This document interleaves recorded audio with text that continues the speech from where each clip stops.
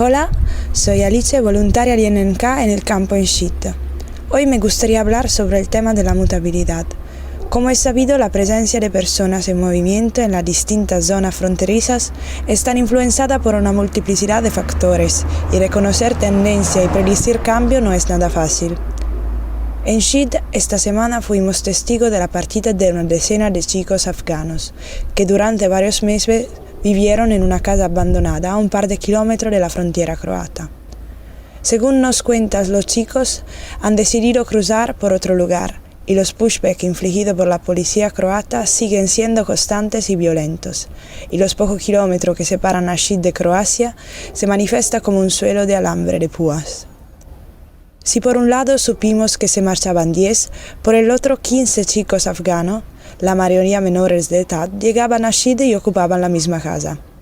Dadas las condiciones en que les ven obligados a vivir, parte de ellos contrajo sarna y por ellos como voluntarios estamos planificando un tratamiento médico exhaustivo para resolver la situación.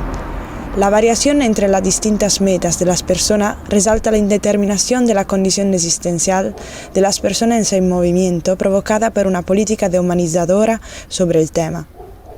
Conscientes de esta mutabilidad, como voluntarios, estamos monitoreando la llegada de nuevos grupos de personas en movimiento y la formación de nuevos campamentos independientes. En particular, la semana pasada, 3 de nosotros intentaron ver qué estaba ocurriendo en Maidan, un pueblo ubicado en la parte norte de la Voivodina, en la frontera con Hungría por un lado y con Rumanía por el otro, donde en este momento residen muchas personas en movimiento. La visita no fue posible porque la policía serbia detuvo a las 3 voluntarias en el camino a Maidan y la retuvo durante 2 horas para controlarlas y les impidieron seguir. Este evento representa una de las tantas formas en que se criminaliza la solidaridad y cómo la presencia de INNK viene obstaculizada en territorio serbo, haciendo también cambiante y vulnerable la intervención de los voluntarios.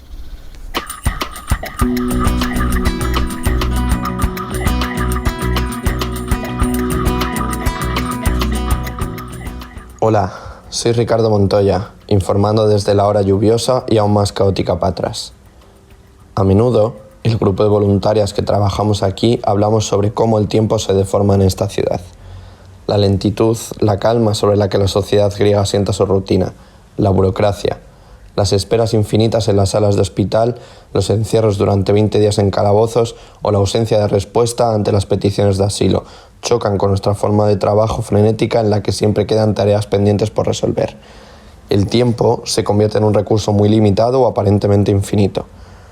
Con frecuencia, las peticiones de balones de fútbol o voleibol se repiten en las distintas fábricas. El deporte es una de las formas de diversión más comunes.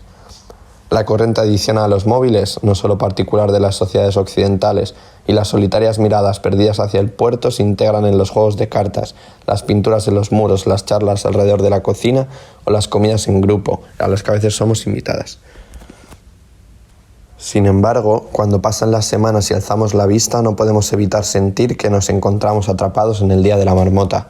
Una sensación similar es la que sienten las personas en movimiento, que han decidido venir a Patras e intentar el game porque están cansadas de esperar y esperar para continuar su viaje por las vías regulares.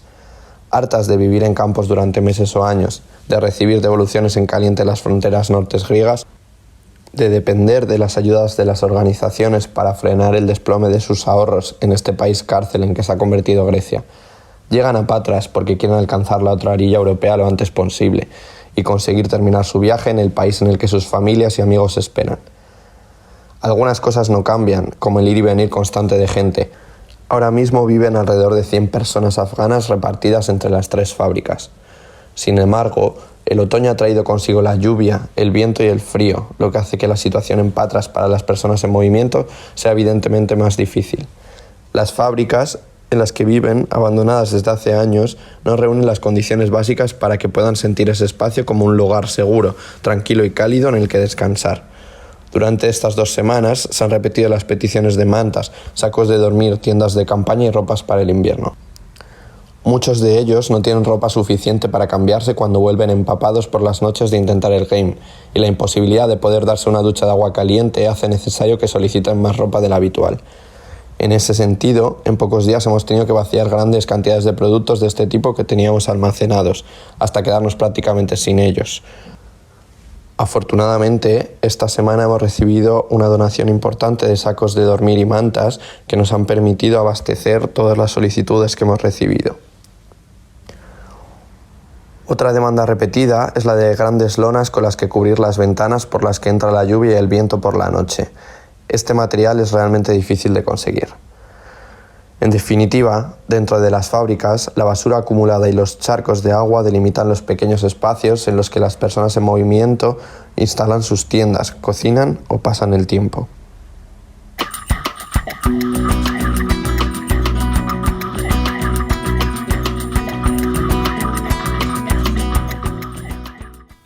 Hola ens movem, yo soy Eddie, un voluntario de Solidary Wheels retransmitiendo desde Melilla. Durante las 12 últimas semanas hemos seguido haciendo nuestro trabajo de intervención social con las personas en movimiento que viven en la calle aquí. Compartimos el espacio del skatepark, ofreciendo actividades recreativas, jugando Jenga y fútbol con los chavales, así consiguiendo una interacción positiva con ellos.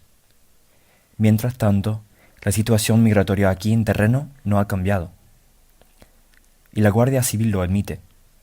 Cuando el sonido de las sirenas y de un helicóptero nos alertó de sus actividades a lo largo de la valla con Marruecos la semana pasada, al intentar acercarnos para hacer la vigía, un guardia civil nos detuvo, diciendo que esto solo era servicio normal.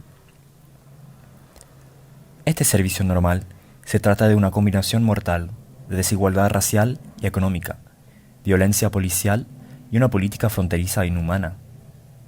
Es lo que obligaba al hermano mayor de un chico de 16 años en el skatepark, al igual que a él, a arriesgar su vida, nadando durante horas para llegar a Melilla desde Marruecos. Se ahogó en el mar, y el chico se queda con las fotos e historias que amigos y parientes en luto están subiendo en Facebook e Instagram. Sin embargo, una nueva noticia esta semana ha sido el nuevo reglamento, que va a facilitar la obtención de documentación y acelerar el proceso de regularización en el largo plazo. Muchas gracias por escuchar.